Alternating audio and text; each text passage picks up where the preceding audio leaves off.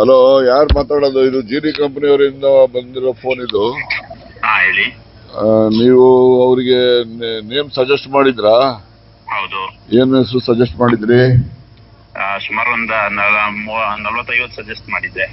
Okay, ಇದು vegetable coffee ಅಂತ ಯಾರು ಸಜೆಸ್ಟ್ ಮಾಡಿದ್ದು? ನಾನು ಮಾಡಿದ್ದೆ, ಯಾರ್ಯಾರು ಮಾಡಿದ್ರ ಗೊತ್ತಿಲ್ಲ. ನಿಮ್ಮ ಹೆಸರು? ಶಿವಕುಮಾರ ಸ್ವಾಮಿ ಅಂತೇಳಿ. ಯಾವ ಊರು? ತುಮಕೂರು. ತುಮಕೂರ. ನಿಮಗೆ ಬುಲೆಟ್ ಕೊಟ್ಟರೆ ಓಡಿಸ್ತೀರಾ? ಖಂಡಿತ. ಓಡಿಸ್ತೀರಾ? ಹೌದು. ನಿಜವಾಗ್ಲು ಲೈಸೆನ್ಸ್ ಇದೆಯಾ? ಹೌದೌದು. ಹಂಗಿದ್ಮೇಲೆ ಬಂದು ಬುಲೆಟ್ ತಗೊಂಡು ಹೋಗಿ. ದಿಲೀಪ್ ಅವ್ರು ಕೊಡ್ತಾರೆ. ಸರ್ ಮಾತಾಡ್ತಿರೋದು ನಮ್ಮ KN Rajanna sir, Madhugiri MLA. ಗೊತ್ತಾಯ್ತು, ವಾಯ್ಸ್ ಗೊತ್ತಾಯ್ತು. ನಮಸ್ಕಾರ ಸ್ವಾಮಿ. ತುಮಕೂರ್ನವ್ರೆ. ಹೌದೌದು, ನೋಡಿ ತುಮಕೂರ್ನವ್ರಿಗೆ ಬಂದಿದೆ ಲಾಟ್ರಿ. ರೋಟ್ರಿ ಅವರು. ಒಳ್ಳೆ ಶಿವಕುಮಾರ್, ವೆರಿ ನೈಸ್, ಕಂಗ್ರ್ಯಾಚುಲೇಷನ್. ಸಂತೋಷ ಆಯ್ತು ನಿಮ್ಮ ಹತ್ರ ಮಾತಾಡಿ. ಶಿವಕುಮಾರ್ ಅಂತೇಳಿ, ಶಿವಕುಮಾರ ಸ್ವಾಮಿ, ತುಮಕೂರು. ಓಕೆ, ಯಾವಾಗ ಬಂದು ತಗೊಂಡೋಗಿ.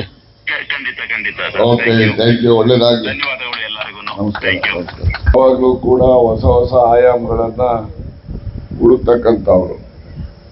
ಒಂದು ಹಳ್ಳಿಯಿಂದ ಬಂದು 10 ಜನಗಳಿಗೆ ಉಪಯೋಗ ಆಗುವಂಥದ್ದು, ಅವರನ್ನು ಕೂಡ ಆರ್ಥಿಕವಾಗಿ ಸದೃಢನಾಗಿ ಬೆಳೆಸಿ ಅವ್ರ ಜೊತೆಯಲ್ಲಿ ಅವರು ಬೆಳೀತಕ್ಕಂಥ ಪ್ರಾಮಾಣಿಕ ಪ್ರಯತ್ನವನ್ನು ಮಾಡ್ತಕ್ಕಂಥ ಅತಿ ವಿರಳ ವ್ಯಕ್ತಿಗಳಲ್ಲಿ ಸನ್ಮಾನ್ಯ ದಿಲೀಪ್ ಅವರು ಕೂಡ ಒಬ್ಬರು ಅಂತೇಳಿ ನಾನು ಬಹಳ ಹೆಮ್ಮೆಯಿಂದ ಅವರಿಗೆ ಅಭಿನಂದನೆಯನ್ನು ಸಲ್ಲಿಸ್ತೇನೆ. ನಾನು ಕಾಫಿ ಕುಡಿದೆ. ಈಗ ಈ ಕಾಫಿಗೂ ಮತ್ತೆ ಕಾಫಿ ಪೌಡರ್ ಹಾಕಿ ಕುಡಿಯೋದಕ್ಕೂ ಕೂಡ ಏನು ವ್ಯತ್ಯಾಸ ಇಲ್ಲ. ಇನ್ನೂ ಜಾಸ್ತಿ ಸ್ವೀಟೇ ಇದೆ. ಅದಕ್ಕೆ ಸಕ್ಕರೆ ಹಾಕಿದ್ದೀನಿ ಸ್ವಲ್ಪ ಅಂತಿದ್ರು, ಅದು ಹಾಕ್ಬಾರ್ದು ಇನ್ಮೇಲೆ ಅಂತ ಹೇಳಿದ್ದೀನಿ. ಅದು ಒಂದು ಟ್ರೈ ಮಾಡಿ, ಇದನ್ನು ಟ್ರೈ ಮಾಡಿ. ಯಾಕೆಂದ್ರೆ ಬೀಟ್ರೂಟ್ ಹಾಕೋದ್ರಿಂದ ಬ್ರೆಜಿಲ್ ದೇಶದಲ್ಲಿ ಬೀಟ್ರೂಟಿಂದ ಸಕ್ಕರೆ ಮಾಡ್ತಾರೆ.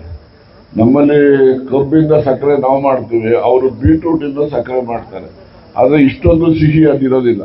ಆದರೆ ಇಲ್ಲಿ ಬೀಟ್ರೂಟ್ ಹಾಕೋದ್ರಿಂದ ಇದರಲ್ಲಿ ಸಕ್ಕರೆ ಅಂಶ ಇರುತ್ತೆ ಅಂತಕ್ಕಂಥದ್ದು ನನ್ನ ಒಂದು ವೈಯಕ್ತಿಕ ಸಲಹೆ. ನೋಡಿ ಅದನ್ನು ಯಾವ ರೀತಿ ಮ್ಯಾನೇಜ್ ಮಾಡ್ತೀರೋ ಮಾಡಿ. ಮತ್ತೆ ಏನು ರೈತರು ಬೆಳೀತಕ್ಕಂಥ ಪದಾರ್ಥಗಳೇನಿದ್ದಾವೆ, ಬೀಟ್ರೂಟ್ ಇರ್ಬೋದು, ಕ್ಯಾರೆಟ್ ಇರ್ಬೋದು, ಎಲ್ಲವೂ ಕೂಡ ಇದಕ್ಕೆ ರಾ ಮೆಟೀರಿಯಲ್ ಅಂತೇಳಿ ಆಗ್ತದೆ. ಅದರಿಂದ ಹೆಚ್ಚು ಜನರಿಗೆ ಅಂದರೆ ರೈತರಿಗೆ ಸಹಾಯ ಆಗ್ತದೆ. ಅವರು ಬೆಳೀತಕ್ಕಂಥದ್ದು 2 ತಿಂಗಳು ಬೆಳೆ. ಅದು 2 ತಿಂಗಳು ಬೆಳೆಗೆ ಕನಿಷ್ಠ ಅವ್ರಿಗೊಂದು ₹1,00,000 ಖರ್ಚು ಹೋಗ್ತಾ ಲಾಭ ಉಳಿದ್ರೆ ರೈತನು ಕೂಡ ಆರ್ಥಿಕವಾಗಿ ಶಕ್ತಿವಂತ ಆಗ್ತಾನೆ. ಆ ಶಕ್ತಿ ಮೂಲಕ ಅವನು ಕೂಡ ಮಕ್ಕಳಿಗೆ ವಿದ್ಯಾಭ್ಯಾಸ ಮಾಡಿಸ್ತಾನೆ, ಚೆನ್ನಾಗಿರ್ತಾರೆ, ಅವ್ರ ಜೀವನನೂ ಕೂಡ ಚೆನ್ನಾಗಿರುತ್ತೆ.